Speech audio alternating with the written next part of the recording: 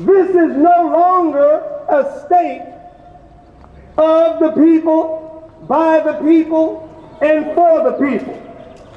You may vote for them, but when you leave the state capitol, lobbyists in business suits, big money business interests, they walk the halls of the state capitol and make deals over dinner and steak and fish and seafood. They cut deals with legislators to get them to support various pieces of legislation that literally do you harm. And don't ever think you're not personally affected by this. Don't ever think that you're not affected by crime laws, by eviction laws. If you live in public housing, if they suspect someone in your family is involved in some activity, they now move the whole family.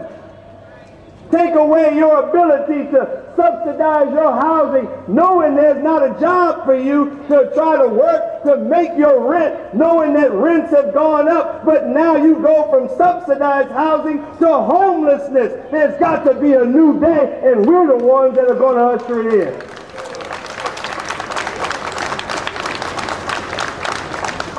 Those who run things, or excuse me, have run things. Because the day of running things as usual is over with. And when you determine that it's time to stand up and challenge those forces that have waxed rich off of our ignorance and disunity, when black, brown, Asian, Pacific Islander, and white come together and stand for justice, you'll be surprised how fast this thing will turn around. 3 strikes in dealing with the prison system. Come on. If your issue is the death penalty, come on. If your issue is police reform, come on.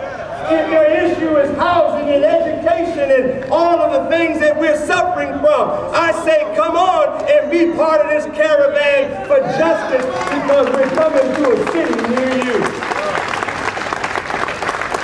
How many families have been destroyed by 3-strike laws?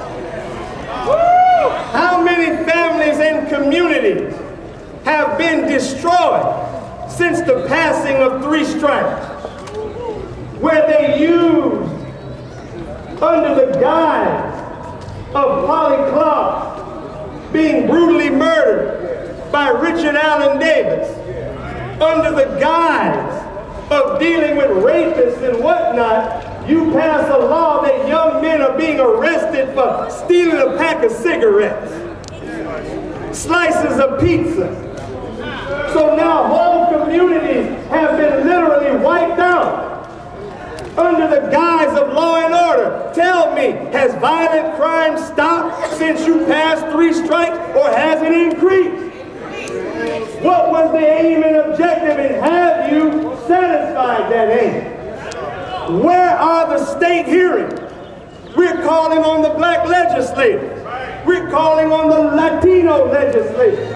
We're calling on the Asian Pacific Islander legislators. When are you going to call state hearings to challenge 3 strikes and its effectiveness and its destruction of our community?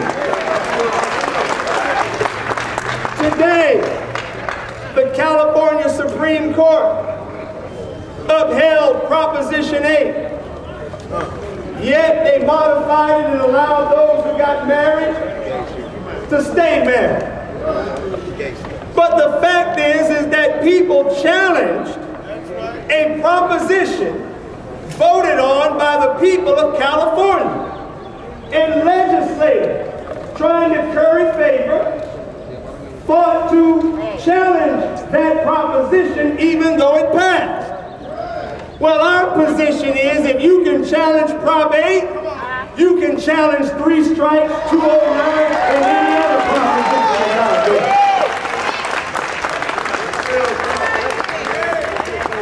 There's a debate going on about torture and who knew what and when you knew it.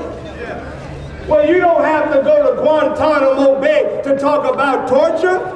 We can talk about torture in Corcoran, Solano, San Quentin, and Folsom.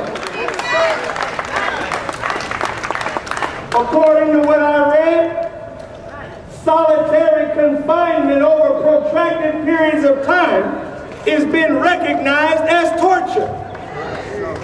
According to rulings by the federal judge Thelton Henderson, the health system in prison is atrocious and needs to be overhauled. People are being brutalized in prison. People are gladiator type fights are set up in prison by sadistic prison guards. Well, if Michael Vick can do prison time for being involved in dog fighting, how much more prison time should guards do causing people, human beings, to fight and kill one another in prison? In fact, you might have more rights if you were a canine. You might get more sympathy if you were a dog, or a spotted owl, or a gray wolf, or a sperm whale. You might get more sympathy from the state legislature if you were an animal or a fish or an insect than you get from them being a human being. So we're saying enough is enough. The nervous system of our community is now being connected. You know how you feel when your toe gets stepped on? Your toe doesn't just feel the pain, but your whole body feels the pain when your toe gets stepped on. That's because your body's connected to a nervous system. And what affects your finger affects your head. What affects your arm affects your leg. What affects your feet affects your toes. What affects your toes affects your fingers. Likewise, what affects the Latino community affects the black community, affects the Asian community, affects the poor community. We now have to become one family.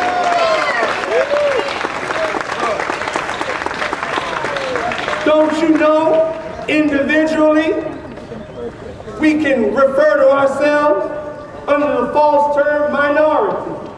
False term. But together, in unity, we become the majority.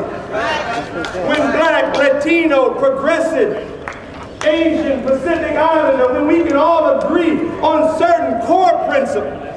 That's why we call it a caravan for justice. Because if you support Bart's overhaul, after the murder of Oscar Grant, when these people were silent, then you need to be part of this movement so that you can demand that Bart be re-overhauled.